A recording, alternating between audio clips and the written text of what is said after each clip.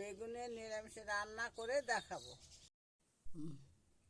বেগুনগুলোকে কেটে নিলাম।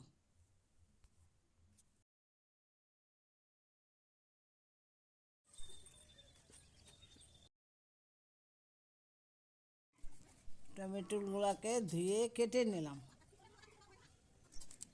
লঙ্কাগুলোকে কেটে নিলাম ধুয়ে। বেগুনগুলোকে ধুয়ে উঠিয়ে নিলাম।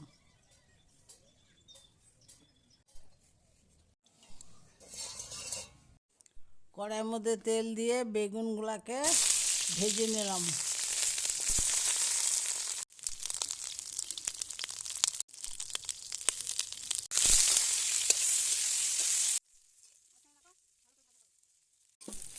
ভেজে তুলে নিলাম লাল লাল করে। কড়াইয়ের মধ্যে তেল দিয়ে শুকনো লঙ্কা, তেজপাতা, জিরে দিয়ে দিলাম। টমেটো আর লঙ্কা দিয়ে দিলাম। ভাজা হলে ভালো মতন ভাজা হলে লবণ হলুদ দিয়ে দিলাম।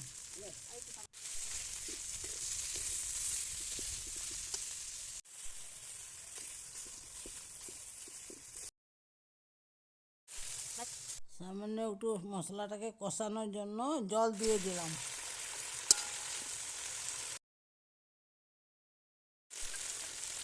ভিজিয়ে রাখা মুগ ডালগুলোকে দিয়ে দিলাম।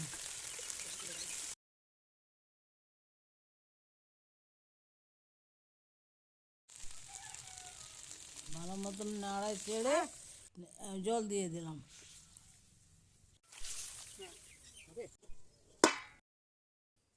ডালটা সিদ্ধ হওয়ার পরে বেগুন দিয়ে দিলাম।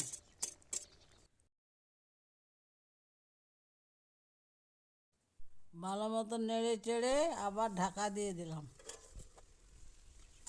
ঢাকনাটা তুলে দিলাম। এবার বন্ধুরা, আমার রান্না হওয়ার মধ্যে এখন গরম মশলা দিয়ে দিলাম।